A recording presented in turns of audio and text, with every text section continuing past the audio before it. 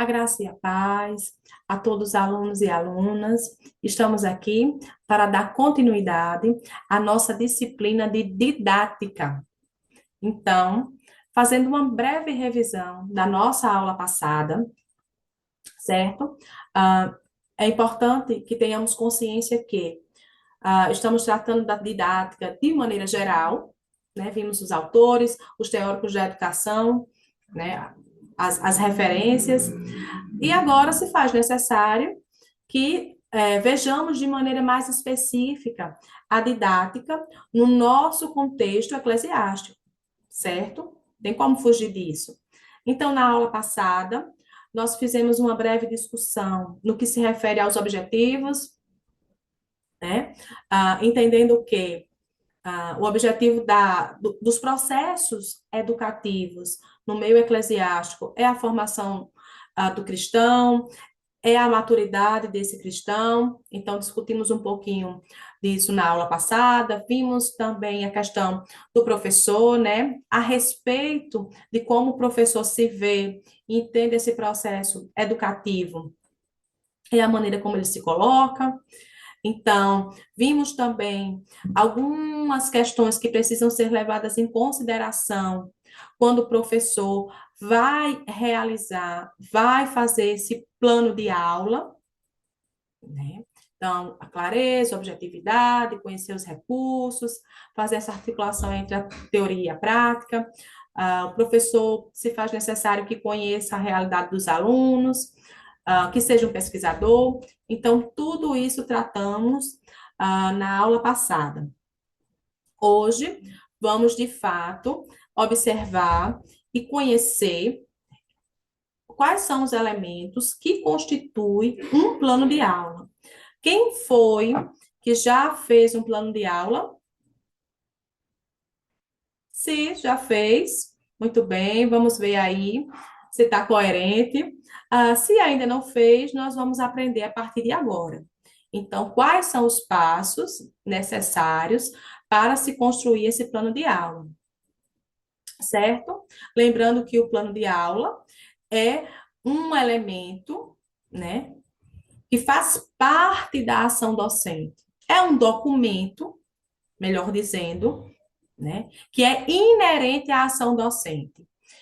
E é tanto para guiar você como professor, né, você como professor, como para que outro possa ver, né, entender a sua ação pedagógica, a sua ação educativa, né? Outro, quando eu digo outro, eu me refiro tanto a um aluno, pode ser, pode ter acesso a esse plano de aula, como o coordenador, um dirigente, o pastor, enfim. É importante que se tenha esse documento e esse norte, certo? Então, o plano de aula, o primeiro elemento, se constitui na identificação. Então, na identificação é colocado qual é o professor, né? No meu caso, eu, Êngela, qual é a turma, turma do seminário Betel EAD, qual é a faixa etária, qual é o tempo, qual é o tema, entendendo que é muito importante que façamos essa breve identificação, porque todos esses elementos, eles vão responder, né, aos aos passos seguintes, né? Aos objetivos, aos conteúdos, à metodologia, à avaliação, todos os passos que vão vir depois são respondidos também a partir da identificação, né? Os elementos não são colocados de maneira aleatória, entendam, né? Quando eu falo da minha faixa etária, por exemplo, né? Qual é a faixa etária que eu estou trabalhando? A depender dessa faixa etária, a gente vai ter um tempo determinado. Sabemos que ensinar a crianças pequenas, um exemplo, crianças, é diferente do tempo da aula de um adulto, né? A metodologia também difere, né? Os objetivos, conteúdo, a forma de avaliação, entendem que todos esses elementos estão interligados, são interdependentes, e se faz necessário que respondamos a todos, né, e coloquemos ali de maneira muito clara todos, a faixa etária, o tempo. Quando a gente fala de tempo, o tempo da aula, né, o tempo médio da aula, o que é que vai ser feito nesse tempo? Quando vai construir, se construir um plano de aula, três questões devem estar pairando na mente do professor. Três perguntas. O que? Gravem isso. O que, como e por quê? Então, a gente gosta muito de usar, né, sequências de aulas, né, com o mesmo assunto, né, nos estudos. Estudo da escola bíblica, estudo da doutrina, com o mesmo assunto e vários dias, né, várias aulas. Isso se chama sequência didática, quando eu tenho o mesmo assunto e vou trazendo em várias aulas distintas. Mas cada aula dessa, ela tem um tempo próprio, né? Com objetivos específicos próprios, que a gente precisa delimitar e utilizar esse tempo de forma racional, entendendo que tudo na aula, tudo que vai acontecer neste ambiente, ele deve ter um objetivo claro, um objetivo certo. Entendem? Agora, o tema, né? O tema escolhido. Olha aí, o tema escolhido tem que ter relação, o tema escolhido ou o tema posto, precisa diretamente ter relação com a faixa etária, com qual turma, né? Com o tempo que é disponível para isso, né? Então, vejam, são elementos que são interdependentes, certo? Ficou claro? A gente vai agora para o segundo passo, o segundo ponto desse plano de aula. A gente vai ter os objetivos. O que é um objetivo? Um minuto aí para vocês responderem. Os objetivos, né, é uma declaração clara, né, e concisa do que se pretende alcançar. Uma declaração clara e concisa daquilo que eu desejo alcançar. Então, nós vamos utilizar como referência um autor, Benjamin Bloom, que ele traz ah, os objetivos classificados em três domínios. Se vocês puderem pesquisar depois mais sobre essa classificação que Bloom traz, vocês vão encontrar assim a taxonomia de Benjamin Bloom, certo? A taxonomia de Benjamin Bloom, que ele faz essa diferenciação dos objetivos que têm um domínio cognitivo, que é isso? Faz referência àqueles conteúdos de maneira intelectual, ou seja, todo conhecimento que é aprendido, que é visto, que é compreendido por este aluno, ele precisa ter a capacidade de fazer relação dessa informação que foi vista, que foi aprendida, como ele pode utilizá-la. Então, os objetivos do domínio cognitivo é exatamente esta seara, né, desses conteúdos e desses assuntos que o aluno precisa aprender e fazer uma relação direta com a sua vida diária, com a sua ação diária, com a vida prática, né? De modo que esse conhecimento ele seja produtivo. Por exemplo, vamos para um exemplo. Quando se estuda, né, por exemplo, e se recebe a informação de que o açúcar, né, o excesso de açúcar faz mal à saúde, o que é que se deseja? Quando se passa essa informação, quando se ensina sobre isso, o que é que se deseja? Que esse aluno pare, né, ou diminua o seu consumo de açúcar, entende? Fazendo relação do que foi aprendido com a sua vida diária. Ah, Bloom traz também os objetivos do domínio afetivo. Afeto tem a ver com as emoções, né, com os valores ah, daquele indivíduo. Então, se pretende que aquilo, né, que foi aprendido, né, que tudo aquilo que foi ensinado, que foi aprendido pelo meu aluno, ele possa desenvolver agora novas ações, novos valores. Entende-se que, considerando que, a partir do momento que somos, né, que aprendemos, que somos colocados diante de um conhecimento, nós não podemos mais ser os mesmos. Entendem? Ficou claro isso? A partir de um novo conhecimento, há uma nova ação. Então, esses são os objetivos do domínio afetivo, né? Que se refere a valores e a sentimentos. O que é que eu vou provocar no meu aluno? Qual é o sentimento que eu vou provocar a partir de então a partir daquele conhecimento que foi exposto a ele? Nós temos também o domínio psicomotor. Então, que se refere às habilidades, né? Esse conhecimento fazendo referência com todo o movimento do corpo, com a manipulação deste corpo, com todos os sentidos corporais. Então, vamos dar exemplos. Quando a gente vai fazer um plano de aula com objetivos do domínio cognitivo, vamos pensar em alguns verbos, né? Do domínio cognitivo, né? Eu vou querer que o meu aluno analise, né? Analisar, aprender, conhecer, formular, identificar. Todos esses são verbos que fazem referência ao domínio cognitivo. Quais são verbos que sinalizam o domínio afetivo? Defender. Quero que o meu aluno defenda a sua fé. Olha aí, uma postura, um valor, um sentimento, se coloque. Faz parte dos objetivos do domínio afetivo. Influencie, modifique, aderir a uma nova prática, aderir a um movimento, repartir. Todos esses são verbos que se referem aos objetivos do domínio afetivo. E nós temos também os verbos que fazem referência ao domínio psicomotor, das habilidades, né?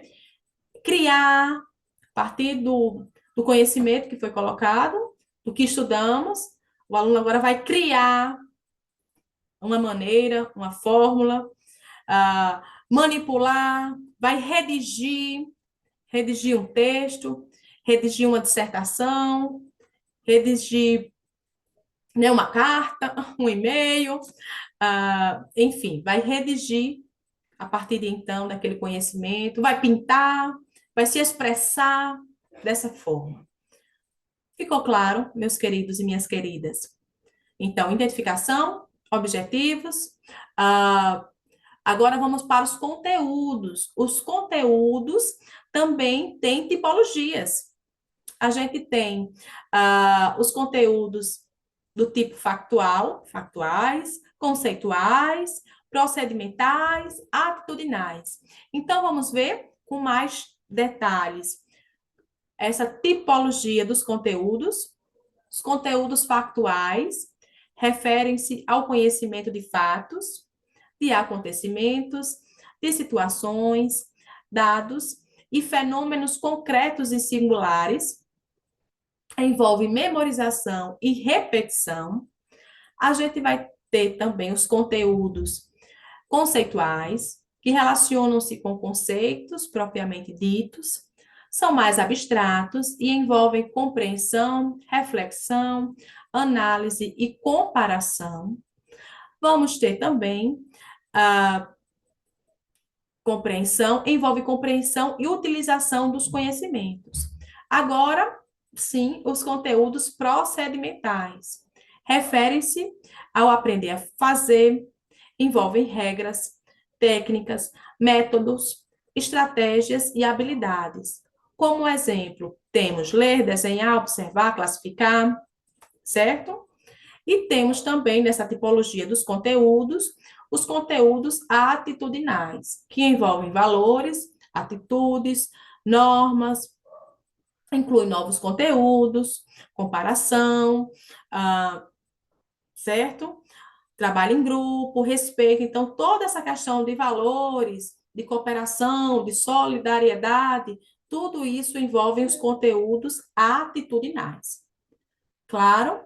Claríssimo? Temos também as metodologias.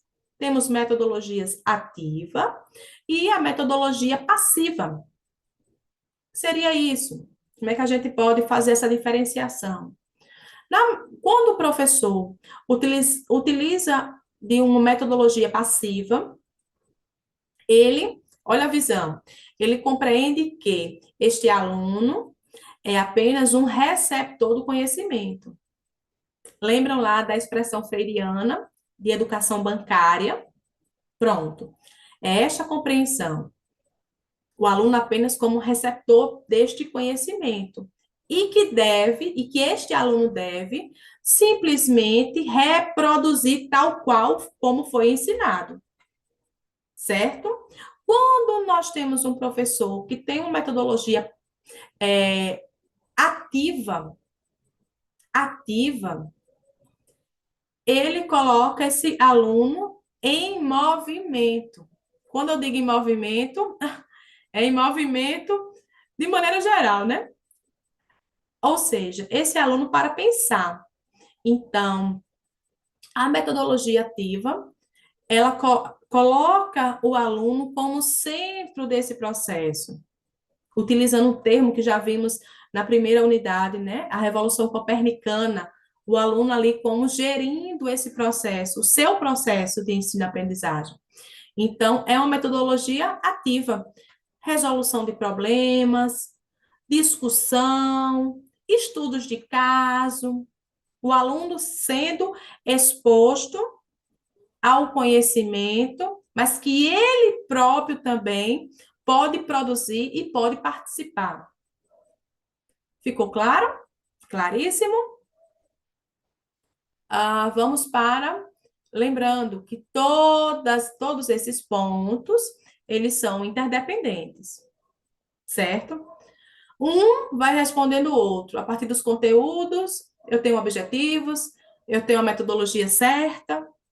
A partir da faixa etária, eu também respondo a como eu devo conduzir, né? Como vai ser essa metodologia, este caminho, né? Vendo aí a palavra, a etimologia da palavra, né? Metodologia, o estudo do método, do caminho a ser percorrido. E este caminho, esta metodologia, ela vem a partir da minha faixa etária, a partir da minha turma, a partir do meu tempo disponível, a partir do tema que eu vou utilizar. Entendem? A interconexão de todos os elementos desse plano de aula. Então, por isso que a gente não pode pular nenhum, viu? Os recursos, né? Qual o recurso eu vou utilizar? Eu devo utilizar e tenho como disponível para utilizar? A avaliação. No que se refere à avaliação, nós também podemos dividir em três tipos, fazer a seguinte classificação. Temos a avaliação que tem como função diagnosticar, que é a função diagnóstica, ou seja, é aquela avaliação que ela é feita no começo do processo. No começo. O professor precisa ter um conhecimento prévio daquilo que os seus alunos já sabem. Precisa saber deste conhecimento que os alunos já têm. Certo? Então, é essa função, essa primeira avaliação que é feita. E quando eu falo em avaliação, meus queridos e minhas queridas, eu não estou falando exatamente, né, de uma prova. Vocês tenham clareza disso, viu? A avaliação não significa exatamente uma prova, né? Pode ser feito um debate, pode ser utilizado uma dinâmica, enfim, o professor aí vai ter que pensar na melhor maneira de como fazer essa avaliação diagnóstica. Feita no começo, né? No começo desse período, no começo da aula, no começo na primeira aula da sequência didática, certo? Temos também a avaliação, que tem como função formativa, que ela é feita, que ela é realizada durante o percurso, durante o processo, para que o professor compreenda como esses alunos estão seguindo, estão caminhando, utilizando um termo de Vygotsky, né? Um grande nome também da pedagogia, do pensamento pedagógico. Ele traz que o professor, ele trabalha na zona de desenvolvimento proximal, ZDP, né? É aquilo que o meu aluno já sabe e aquilo que eu pretendo que o meu aluno chegue, que o meu aluno vai aprender. Então, quando o professor faz essa avaliação formativa, durante esse processo, ele consegue ter clareza até onde o meu aluno já foi, né? Tem aquele aluno que já está mais pertinho de consolidar aquele conhecimento, está mais pertinho do objetivo. Mas tem aquele aluno que ainda vai ter que andar um pouquinho mais. E o professor vai ter que pensar, cadê? No recurso, na metodologia, na estratégia que vai utilizar para isso. E nós temos também a avaliação que tem uma função somativa, que de maneira geral é aquela que é realizada ao término do curso, ao término desse percurso, que tem como objetivo, né, tem como função essa avaliação que serve para que o meu aluno avance, avance de turma, avance de série, que tem como classificar, melhor dizendo, uma expressão mais clara, né? Classificar este meu aluno. Será que ele conseguiu atingir aquilo que era posto para aquele momento ou não? Certo? Então, que fique claro, a função diagnóstica, ela é realizada quando? No começo, muito bem, quem respondeu aí? No começo do processo. A avaliação formativa, durante o percurso, e a avaliação somativa no fim do percurso, né, do período. Vamos agora para o outro elemento de número 7, a bibliografia. Lembram que nós falamos que o professor, ele é, por excelência, um pesquisador, então precisa colocar lá, né, a bibliografia, quer seja a Bíblia Sagrada, o que é que a gente pode acrescentar, né? Os livros, né? Os dicionários, enfim, do nosso momento agora, da atualidade, né? A, todas as pesquisas aí eletrônicas que são feitas, né? Então, isso vai se colocar na bibliografia, certo? E o cronograma, né? Todos os passos que eu vou seguir durante a minha aula precisam estar descritos e discriminados nesse cronograma. Então, por exemplo, né? Primeiro momento, pronto, cronograma da nossa aula de hoje. Primeiro momento, ali, foi uma breve revisão da aula passada, depois, de fato, a exposição do conteúdo de hoje, né, do plano de aula. Se tiver uma atividade, colocar lá no cronograma. Então, todos esses elementos, eles precisam estar claros, né, com muita clareza, nesse plano de aula, certo? Ficou claro? Claríssimo. E a partir daí, o professor vai seguir com segurança na sua ação educativa, certo? Isso dá segurança ao professor. Lembrem que o plano de aula não é para ser uma camisa de forças, né? A gente pode colocar aí como recurso, por exemplo, a questão do uso, né, do retroprojetor, o uso dos slides, né, do computador, mas pode acontecer alguma situação imprevista, né? Então, o professor vai ter que ter um segundo plano, vai ter que plano B aí como fazer, né? Aconteceu algum imprevisto, o professor vai ter que redirecionar a sua ação.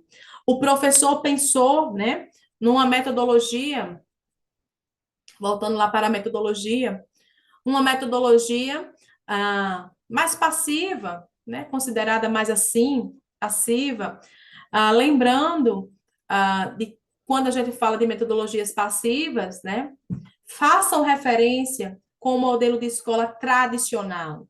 Fica mais fácil para vocês lembrarem, né? Modelo de escola tradicional, essa metodologia passiva.